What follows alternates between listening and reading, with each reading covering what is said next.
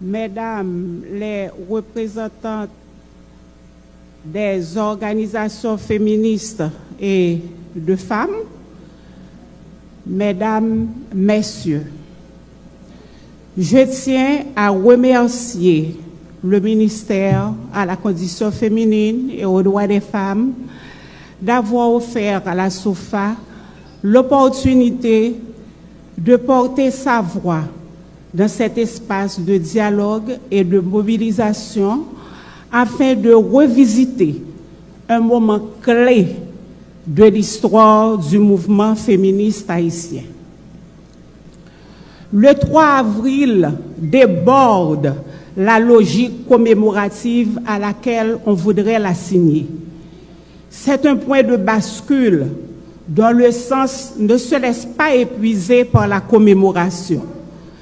Il oblige à interroger: que s'est-il réellement joué ce jour-là? Et pourquoi cette journée continue-t-elle de nous travailler? Pour moi, tout commence par un déplacement, presque une transgression. J'étais encore lycéenne, engagée dans une organisation de jeunes lorsque l'annonce de la marche a circulé. J'ai su sans hésitation que je devais y être. Mes parents s'y opposaient. Leur refus n'était pas arbitraire. Il était nourri par l'expérience directe de la dictature, par cette mémoire où la rue pouvait devenir un espace de danger. J'y suis allée malgré tout. Je n'avais pas encore les mots pour nommer ce que j'allais vivre. Avant cela, mon rapport aux luttes féministes passait principalement par les textes et les discussions. Dans les cellules politiques, nous lisions la famille, la propriété privée et l'État. Nous échangions autour de Domitila. Nous nous confrontions aux écrits de Simone de Beauvoir, de Clara Zetkin, aux côtés de ceux de Madeleine Sylvain Bouchereau et de Cléante Valsin. Mais le 3 avril a déplacé ces savoirs. Il les a sortis de l'ordre du commentaire pour les inscrire dans une expérience sensible et collective. Dans les rues, les femmes étaient là, nombreuses, irréductibles, à toute abstraction.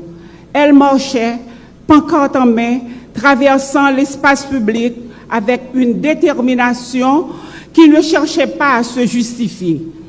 Certaines reprenaient la chanson de Fédia Laguerre, « Fok kat la rebat ».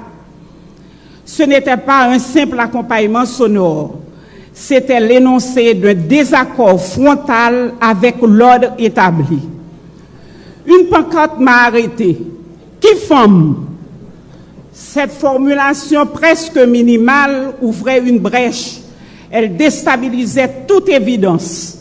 Elle introduisait un doute dans une catégorie que l'on croit souvent aller de soi. Qui est compté? Qui ne l'est pas? Qui parle au nom de qui?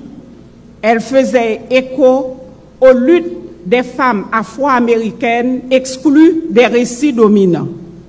Et pourtant, ce jour-là, aucune réponse ne venait refermer la question. Elle restait en suspens, portée par la présence même de celles qui marchaient. Une pluralité de trajectoires, de conditions, de vécus, rendues visibles, sans être réduites à une unité factice. Les mots d'ordre qui circulaient ce jour-là n'étaient pas des formules détachées de la vie sociale.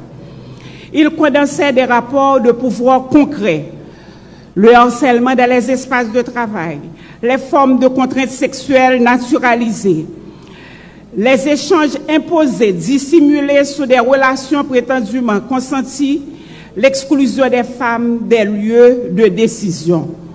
On pouvait lire « Fok kat la rebat »,« Nous besoin de travail, nous pas besoin de rendez-vous », Fok constitution intégrée, revendication femme.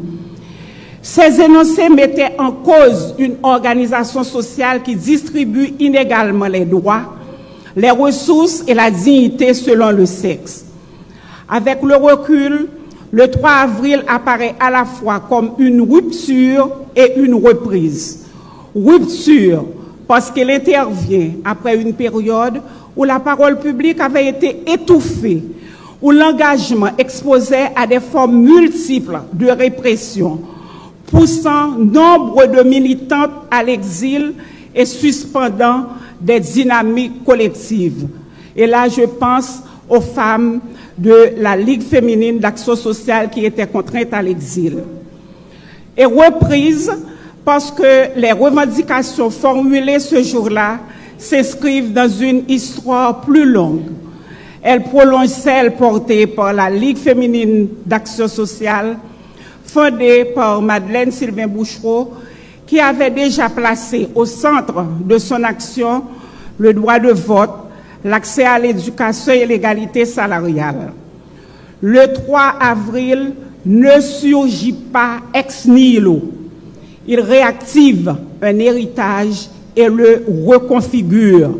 C'est sans doute en cela que cette date résiste à une lecture simplifiée. Elle ne se laisse pas réduire à un événement fondateur ni à un simple moment de mobilisation. Elle désigne plutôt une séquence où les femmes en nombre ont déplacé les frontières du dissible et du visible en s'imposant comme interlocutrices incontournables dans la définition du champ politique.